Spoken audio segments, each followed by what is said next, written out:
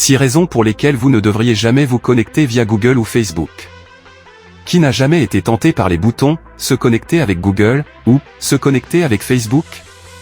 C'est un moyen rapide et pratique d'accéder à de nombreux sites web. Mais cette facilité a un prix. En échange de quelques clics, vous cédez potentiellement un contrôle précieux sur vos données personnelles.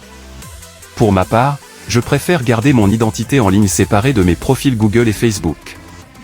Découvrons ensemble les raisons pour lesquelles il pourrait être préférable d'éviter ces connexions. Que se passe-t-il lorsque vous vous connectez avec Google ou Facebook? Lorsque vous utilisez un compte Google ou Facebook pour vous connecter à différents sites, vous bénéficiez d'une fonctionnalité d'authentification unique, SSO.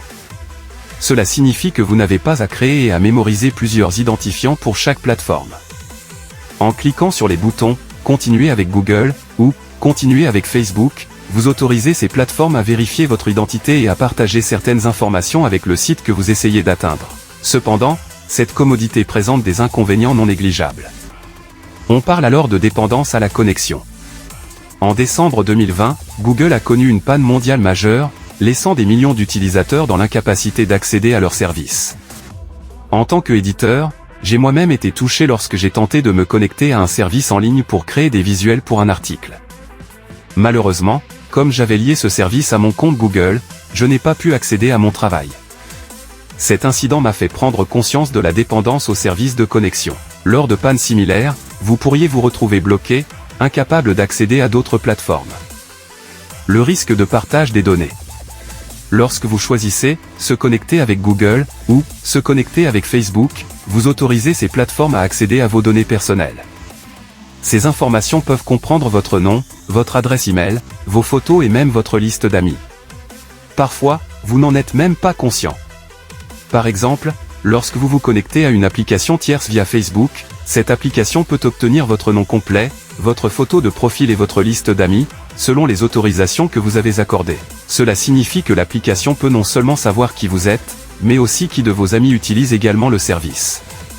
En outre, ces données peuvent être utilisées à des fins de ciblage publicitaire, de personnalisation de contenu ou même être partagées avec des tiers.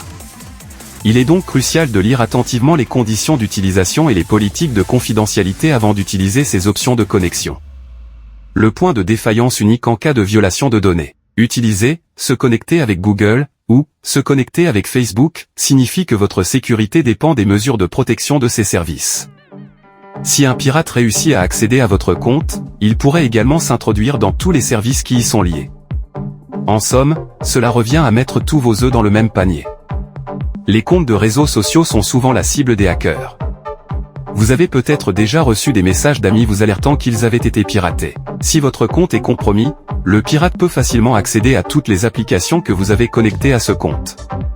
Pour renforcer votre sécurité, évitez d'utiliser les services d'authentification unique et privilégiez des mots de passe forts et uniques pour chaque compte.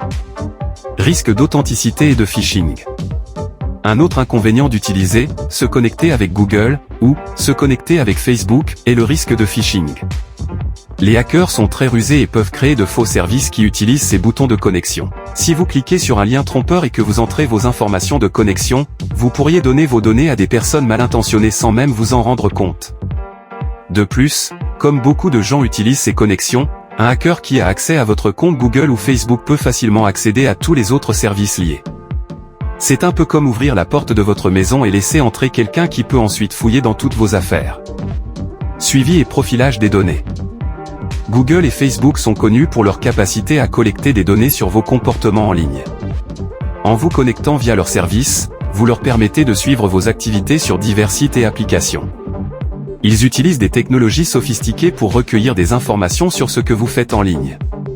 Ces données sont ensuite utilisées pour créer des profils détaillés sur vous, comprenant des informations sur vos centres d'intérêt, vos habitudes d'achat, et même votre localisation. Ces informations peuvent être partagées avec des annonceurs, qui s'en servent pour vous cibler avec des publicités personnalisées.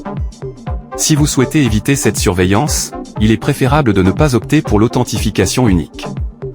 Moins de contrôle sur les profils en ligne. Enfin, lorsque vous vous connectez avec Google ou Facebook, vous perdez souvent le contrôle sur certaines informations de votre profil. Les données de votre compte Google ou Facebook peuvent être automatiquement importées sur la plateforme à laquelle vous accédez, limitant ainsi votre capacité à personnaliser votre identité en ligne. Par exemple, vous pourriez ne pas avoir la possibilité de modifier votre nom d'utilisateur ou votre photo de profil sur certaines plateformes. Cela peut être frustrant, surtout si vous souhaitez que votre identité soit unique sur chaque service. Si vous aspirez à plus de personnalisation, créez un compte avec un mot de passe traditionnel.